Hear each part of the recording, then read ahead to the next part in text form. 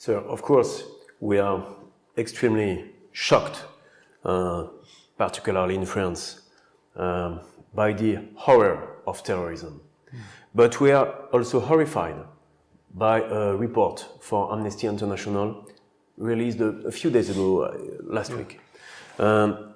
It's about the prison of Sednaya. It's not far from here, not far from Damas.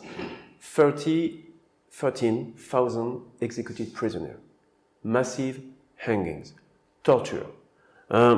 Amnesty speaks, I read the report, of a place where the Syrian state silently slaughters its own people.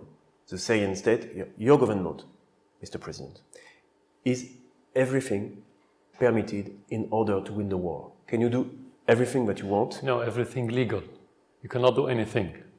But what prints in the Amnesty report seems to be illegal. Yeah, there's a difference between me and you talking about facts in Syria or talking about allegations. If you want to talk about allegations, we can spend the time talking about allegations, never-ending allegations. Anyone can say whatever he wants, and we can discuss it. But in that case, we're not going to talk about facts. But if you want to talk about amnesty, because amnesty is known around the world, it's shameful for such an organization to build a report on allegations. If you take any allegations to a court in your country, you have court, you have judicial system.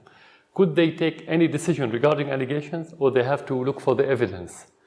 This report built on allegations, not single shred of document, not single evidence.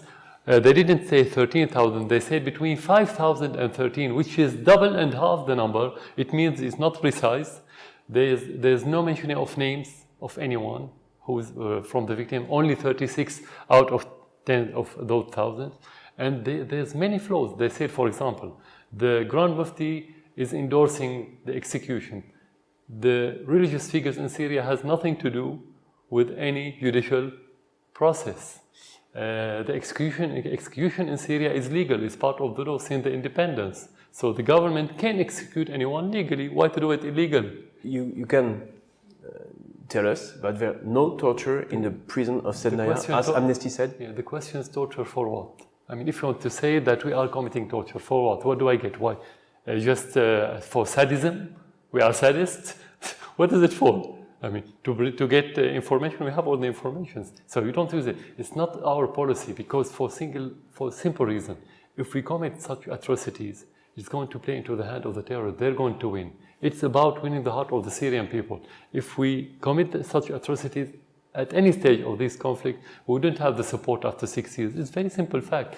But again, if you go back to the reports should be built on fact. There's not a single fact in that report. And they have to prove it. They cannot. But Amnesty is suggesting to send international observers to the detention centers in Syria to get some proof, or to prove that you're right and that there's no crime being committed. What's your answer to this proposal? I think we need investigation on the Amnesty itself. When they adopt a report based on allegations. This is shame. Shame on such organization that has never been impartial. It's always biased. Testimonies of former guards and prisoners? It's about the sovereignty. If you have allegations every day and report every day, you can spend the time receiving the delegation. Would you accept now, if you ask your government, to send Syrian delegation to investigate why your army, through Sarkozy and later Hollande, attacked the Libyan and killed tens or hundreds of thousands? Can we go investigate the money that Sarkozy got from the Libyan leader? It's a matter of sovereignty. No, we're not going to allow Amnesty to be here for any reason. I'm not talking about that report, but you have to investigate. As mainstream media, investigate that report based on what? Just allegations? You don't take it seriously. So your answer is no to the visit of international observers? No. We don't care about such childish report based on nothing, just allegations. And they said they interviewed few witnesses who are opposition and defected. So it's biased, that report.